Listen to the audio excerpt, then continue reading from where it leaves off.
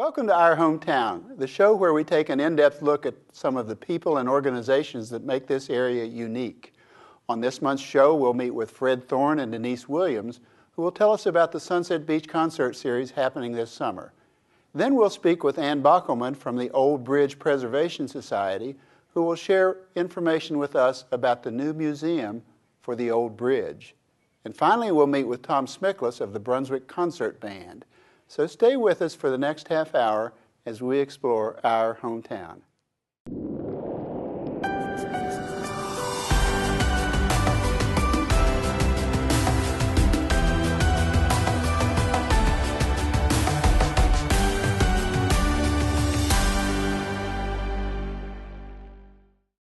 My guests are Fred Thorne and Denise Williams. They are the moving force behind the Sunset Beach concert series, and I'm pleased to welcome you to our program. Thank you, Jim. Glad to be here. Fred, I'll start with you. Just give us a little background as to the concert series. I know you've begun to draw huge crowds and you have a great program, but tell us a little bit about the history. Jim, the concert series began in 2012. Last year, Denise Williams, Wilson Sherrill, Anita August, and Janie Withers helped me with the concerts. We had a great season, had over 20,000 people attend the concerts. This year, 2014, we're looking for even larger audiences. Bigger and better than ever. Yes. Wow. Denise, tell us a little bit about, I know you have a great lineup, but we do. Tell us a little bit about the lineup of the bands that you have. Well, we have a lot of the bands that everybody loves to come to see, all the beach variety bands. We started it off with the Craig Willard Band and the Embers. We have the Fantastic Shakers, Carolina Breakers, things like that. Wow. But something that I think makes us a little bit different, we have a lot of bands that are exclusive only to Sunset Beach. We have the Fat Jack Band, the Ginger Thompson Band. We're featuring a new country band by the name of Daryl Harwood.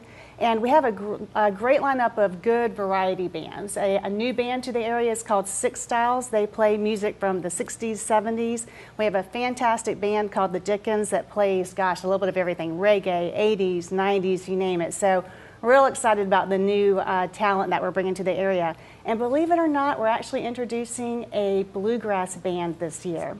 Who knew that the state of Virginia had a champion band called Jackass Flats? And they're actually going to be playing with us this summer too, so we're real excited about our lineup. Well, I play bluegrass music, so Oh, yeah? I'll be there. Well, good. We'll look for I'll you. be there. Very good. But in addition to that, you have shag music, Absolutely. rock and roll, country. Country. I heard you say reggae. Reggae, absolutely. I mean, a very diverse lineup, a lot of eclectic music. Something for everyone. Yes. And we'll get details as to the times and each of those bands that will be with you.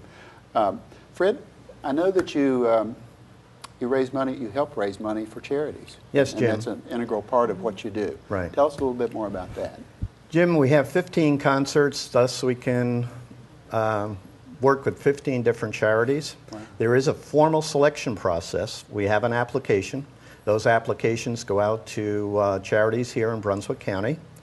They fill out the application. The application then comes back to our committee. We review the applications and select based on a number of factors. Sure. We select the charity and pair them up with one of the concert bands. And what happens then is the evening of the concert, the charities, they raise funds, whether it be through raffles, 50-50s or whatever. And basically, last year, the charities collected or raised over $34,000 here in Sunset Beach. Wow. So they had a great year, and we have some returning charities this year, and we have some new charities this year. Well, it's a noble endeavor because you're raising money for charities. Those who attend are having a terrific time, and it's good for the community. Let's not forget that as well. Yeah. I mean, the folks, I would say most of our attendees, or quite a high percentage of our attendees, are locals, but we do also bring in a lot of visitors. We've had people coming from South Carolina, we've had people coming from Wilmington, all over the place. Become quite a summer concert Is there a series. cost to attend a concert? No, there's no cost. The concerts are free. The way we raise money to pay for the bands, the insurance for Sure. the Village Park and our other facilities is local businesses. Very appreciative of the town of Sunset Beach. They are a platinum sponsor. Wow. Sunset Slush, a major sponsor. They are a diamond sponsor this year. And we have Sunset Beach, we have a number of gold sponsors. Of course, we have Fibber McGee's, we have Papa John's, we have Dixieland Kettle Corn, Sunset Properties, Fred Thorne Realty, my company, and Sea Trail is a new sponsor this year. It's always good they to will mention be on those site. It's always good to mention those that are supporting you. And of all the sponsors, we are part of the Park and Rec program. So any of the funds that we raise do come to stay in Sunset Beach to pay for the entertainment. Right. And I'm proud to say that over 50% of each of the different levels of sponsorship are from Sunset Beach and local merchants. That's terrific. Yeah. Now, Denise, you have each weekend is a special weekend, but you may also have some special events for the 4th of July and Labor Day. Absolutely. Well, our concerts are every Wednesday night from 6:30 to 8:30. On the week of July the 2nd, I believe, is the Wednesday that week prior to the 4th on that Friday, we're going to have the Hip Pocket Band. They are a fantastic band. They're all over North Carolina, but they play a little bit of everything. When we had them last year, it was the first time they played at any of the Parks and Rec series last year in Brunswick County. They were just a hit. So definitely come out for the Hip Pocket. And we're going to close out our season right after Labor Day, the September the 3rd. We're going to close it out with the Fantastic Shakers, and they are always a big draw. Yeah, they're awesome. Yes, they are. Do a great job. Yes. We want our viewers to know of your website. Yes. It's www.sunsetbeachconcerts.com. You can go there to see all information about our bands, our charities, our sponsors, and you can actually become a friend of the concerts too if you would like to. You can just go right on there and fill out the application, and we'll put your name on the website as well. Terrific, terrific. Denise, we want our viewers to know precisely where the events occur and what, if anything, they should bring with them. Okay. Again, they're on Wednesday nights from 6:30 to 8:30. They are at the Village Park on Queen Anne Street in Sunset Beach. It is a fantastic venue. The band's set up underneath the gazebo. We have a nice green lawn. People can bring their lawn chairs, blankets, picnic baskets, what have you. But again, we do have food vendors on site. Papa John's, Fibbers is right across the parking lot, Sunset Slush, Dixieland Kettle Corn. It's actually pretty interesting to see how creative people can be with what they bring out. But yes, just bring your lawn chairs and be prepared to have a good time. That's great. That's great. Fred, I know there's a ceremonial side to at least some of the events. Tell us about that. Yes, Jim. For the holiday weekends or the Memorial Day, we had the Brunswick County Sheriff's Office, Honor Guard, and Quartet. They do a great job. Yes, they do, Jim. They were here with us last year, and the townfolk, the audience really enjoyed seeing them. I bet. For 4th of July, we have the American Legion, and for Labor Day, our final concert of the season, it'll be the VFW. Great. So they will also present colors. Fred, I know you support a number of charities.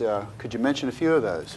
Yes, Jim. This year, Lower Cape Fear Hospice and Life Center is one of our charities. The Boys and Girl Scouts, Brunswick Homeless Coalition, First Tee, Pretty in Pink this year. We have some new charities this year. All of those great endeavors. Yes. Denise, we always want our viewers to know the website, so let's give it to them again. Again, it's www.sunsetbeachconcerts.com. Great. And you can also find us on Facebook, Sunset Beach Concert Series. Great. Be our friends. We'll see you at the concerts. Thank you, Jim. Thank you both. Thank you.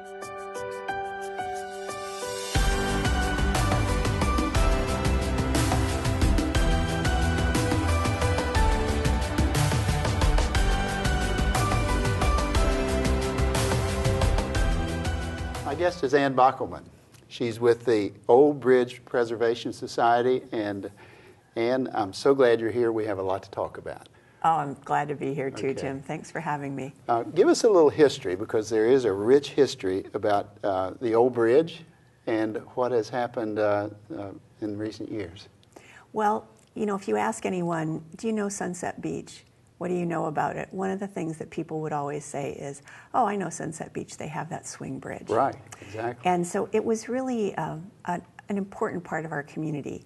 In 2010, when the new high-rise bridge was being built, 3 of us got together and decided that the old bridge needed to be saved. We just couldn't bear the thought of it going to a scrap heap. It has so many memories. It's such an icon in the community. So we worked to get it saved, and we really didn't know that we were going to be the ones who would save it. I'll bet you'd like to mention their names as well. Well, yes, my partners are Chris Wilson and Karen Dombrowski. They actually had started working on it and asked me a couple weeks later after they got into this if I would help them. So the three of us worked to save the bridge. And when it turned out that we were actually the ones who would save it, we formed a small nonprofit, became a 501c3, and got the bridge over on dry land with the help of a lot of people. Sure. Including the construction company, English, who was building the new bridge, because they had to, in addition to building the new bridge, they had to get rid of the old one. Right. So they moved it over onto land that was donated for use by Clarice and Ronnie Holden. And that was in the winter, January of 2011, that the bridge actually was moved. So we've been working on it ever since to kind of rehabilitate and restore it, and our goal has been to open a museum.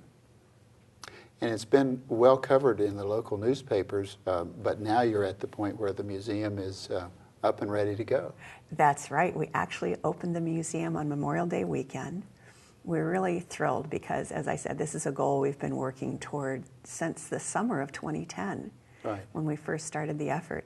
So we have the museum open the same hours the bridge is open, and we have some interesting exhibits there, and we would love for everybody to come and visit us. Now, we were talking before we went on the air, and you were explaining to me that it's a two-story facility.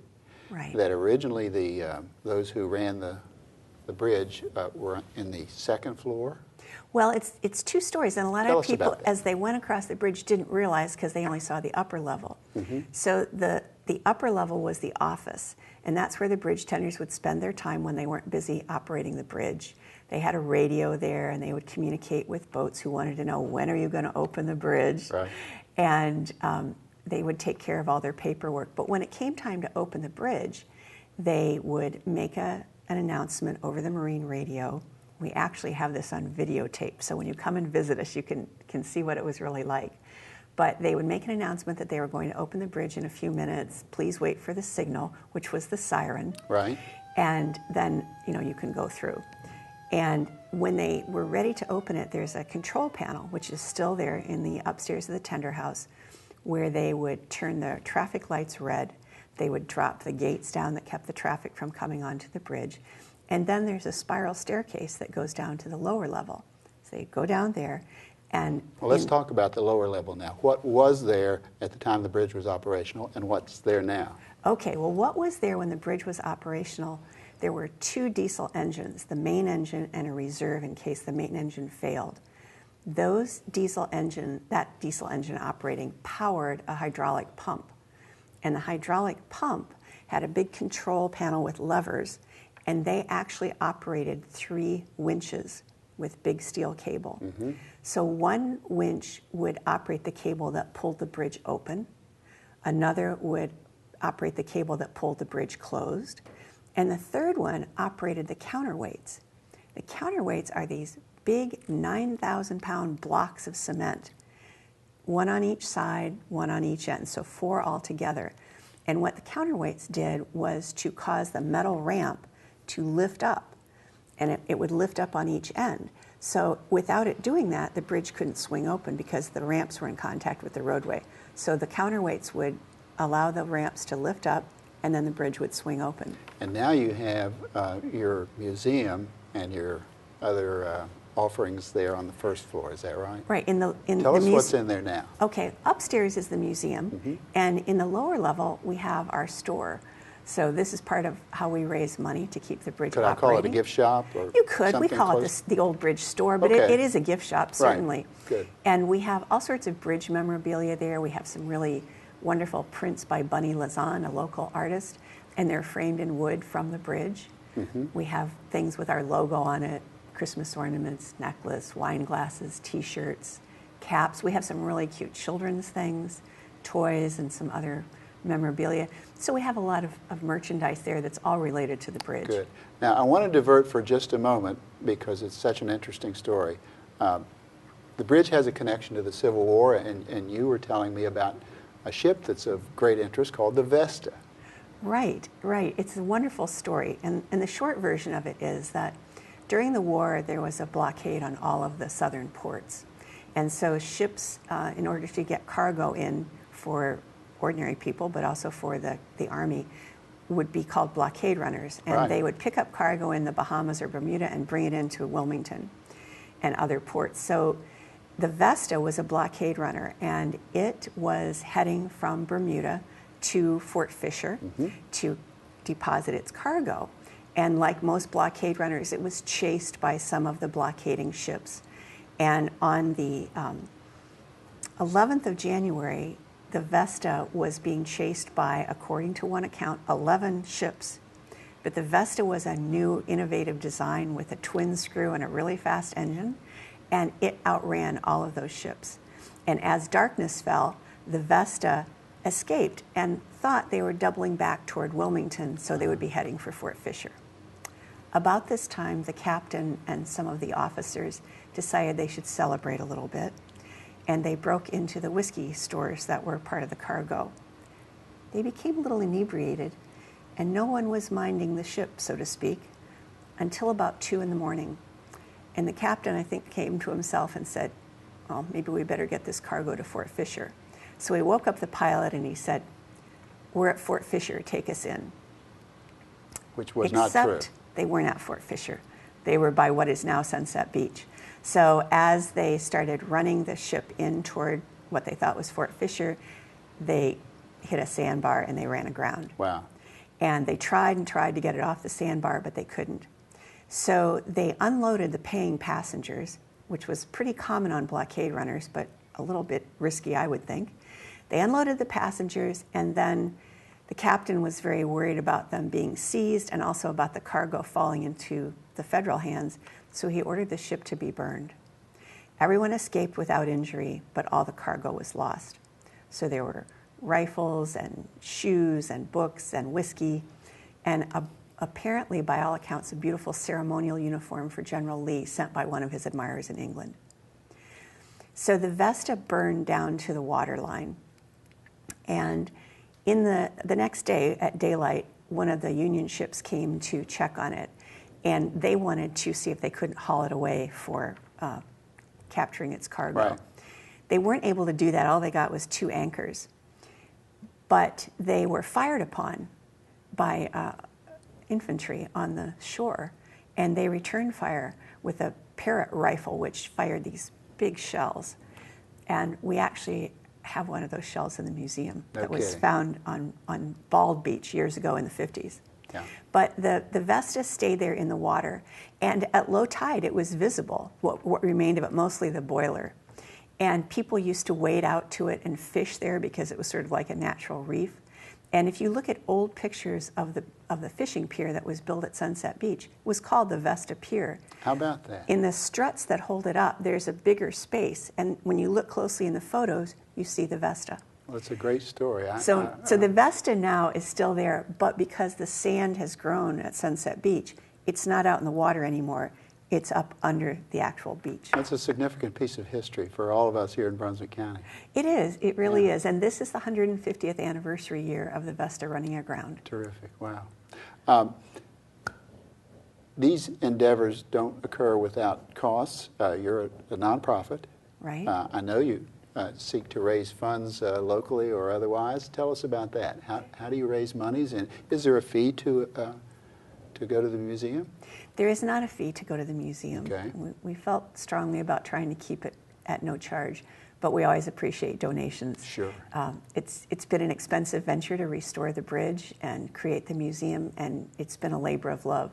We also have in the summer programs at the old bridge, and people can come to those, which are also free of charge. Our summer programs will begin on the 17th of this month. Tell us just a little bit about the programs. Well, they're really fun. On Tuesday nights, we have history talks, so we'll tell the story of the Vesta. Great. And even more interesting details than I've been able to tell you here. On Wednesday mornings, we have Young Explorers program. So that's for kids. It's from 10 to 1. And we're open then. We have special programs. They learn a little bit about the history. They learn about how the bridge works, some of the scientific principles. And then on Thursdays, we have Family Fun Night, and that's from 5 to 8, same hours as Tuesday night, 5 to 8 Tuesday and Thursday. we have some really interesting programs. One night is Pirates Night. You can learn to say "arg" and talk like a pirate. Sure. We have snakes and turtles and birds, oh my, and you can learn about some of the creatures that we share our environment with. You mentioned activities of Tuesday, Wednesday, and Thursday, but tell us a little bit more about Thursday. Oh, Thursday's a great night because it's especially for families. So we have the pirates, we have the animal programs I mentioned. We also once a month have a cookout. Great. And for a small fee, $3, people can come and get a hot dog grilled on the grill and enjoy some refreshments and just have a really good time. Terrific. We have a wonderful group of volunteers who helps us put on all these programs, and they do a great, great job. Tell our viewers about your website. Okay, I'm sure that it will show at the end of the program, but it's oldbridgepreservationsociety.org. We also have a phone number you can contact us, and All right, that's let's give that. 910-363-6585. Ann Bockelman, it's a great story. Thanks for being here and telling us about the Old Bridge Preservation Society. We appreciate it so much. Thanks for having us, Jim. Thank you.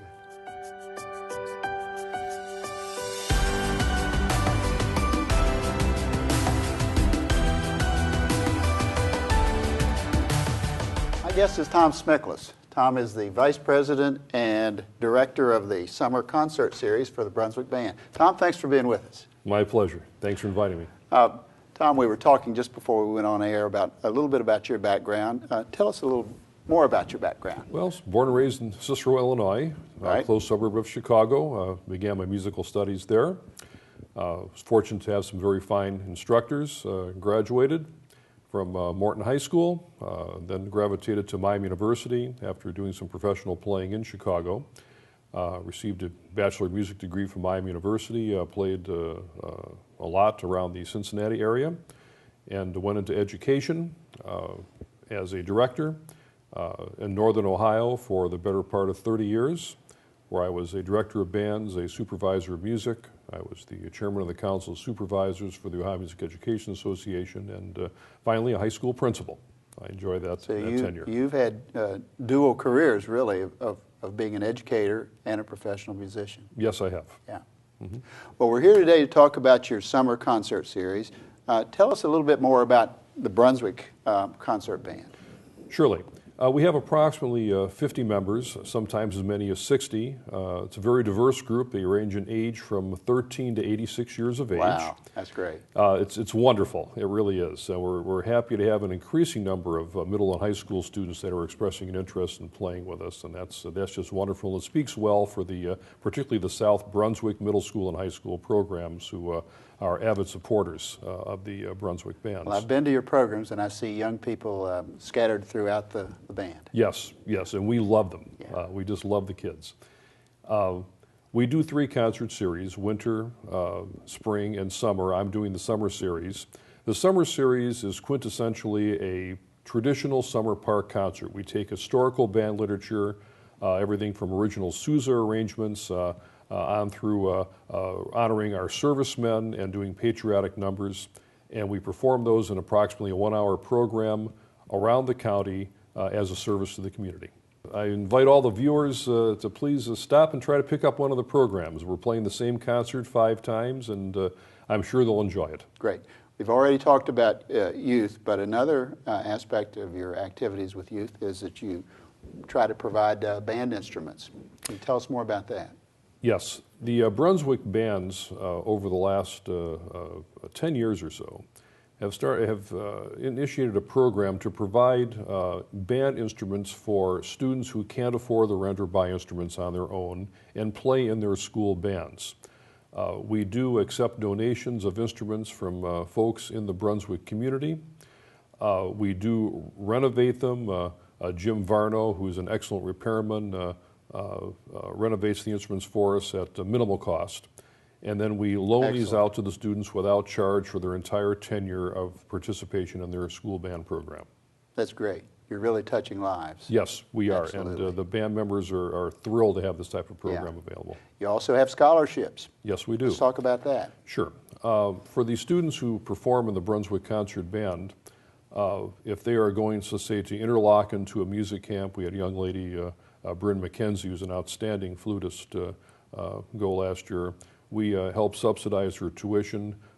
Justin Van Houten, a fine trumpet player. We have helped him out with scholarships, and we're now working, since students at South Brunswick High School specifically have a relatively substantial fee to participate in high school band. We're looking at a program to help offset their tuition costs. Through their participation fully in the Brunswick Concert Band, we can probably help them with a good amount of their tuition to be in their high school band. Let's remind our viewers that you have two bands, actually. The Brunswick Big Band, Frank Mahoney, very seasoned director and a true gentleman, directs this group. It performs music from the 40s, 50s, and 60s in a big band format. It's a jazz band. Many of the musicians that play in the big band also play in the Brunswick Concert Band. We're very happy to have folks playing in both groups. The concert band is, again, around 50 members, perhaps a few more, and we do the standard concert band literature. Tom, you're always looking for new musicians, right? We love new musicians in the band. Tell us about opportunities to join your band. Anyone who plays a band instrument at a reasonable level, high school level, is encouraged to join the Brunswick Concert Bands. We run an open society there.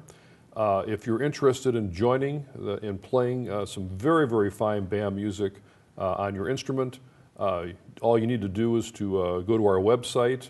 We have a Facebook presence, actually, which is actually more pronounced, Brunswick Bands North Carolina. And you can see a little bit of what we do on that Facebook site. And also, if you'd like to call me directly, maybe you can place my number on the screen. I'd be happy to provide any information for anyone interested in getting further details on our Brunswick Concert Band. It's 910-253-4573, and just ask for Tom. I'm usually the one that picks up the phone. Great. You mentioned high school standard for playing, but you're very modest. Yeah. I will tell you, because I've been to your concerts, the quality is superb. Well, and no one goes home disappointed. I appreciate that. The band works hard, and we work as a team. There is no social pecking order in there. We're all there as equals, and we work hard together. Absolutely. Let's talk about long-range plans. Where do you see your bands in the future years? I think often community groups get caught up in the minutiae of the moment. This past year, the Brunswick Band Board of Directors authorized a long-term planning committee. We called it a Blue Ribbon Committee, where 8 of the seasoned band members who'd been through the band through thick and thin got together on Sunday evenings at the Duke Energy Welcome Center for 2-hour sessions on alternate Sunday nights, and came up with several concrete suggestions to make sure that our band proceeds into the 21st century successfully with an expanded membership and a joyful repertoire to play. Great, great. Tom Smiklis, thank you for being with us here. It's my pleasure. It's a great story that you have to tell us. Appreciate it.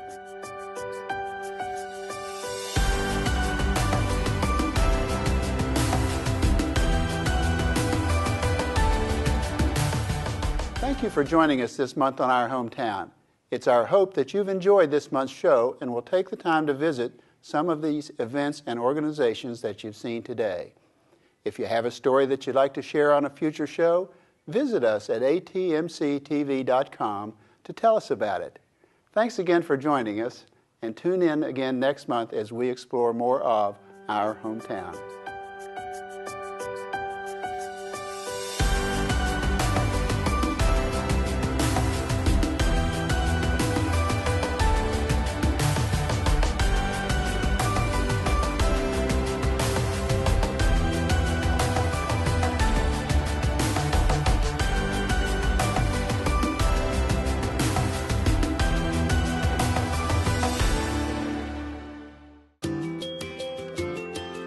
We are ATMC TV, Channel 3, and HD Channel 910, your community channel. Is 6:30 too early for a Get Fit workout? Are your weeknights too hectic to catch the West Brunswick football? Do you find yourself missing all your favorite ATMC TV shows? Well, now you don't have to. ATMC TV is airing all their latest shows on demand. Stop, pause, fast forward, or rewind. Watch your shows on your time. Tune to Channel 1 to see shows like Brunswick Biz, Get Fit, The Coastal Kitchen, and more. Stay connected to beautiful Brunswick County with ATMC TV On Demand. Brought to you free by ATMC.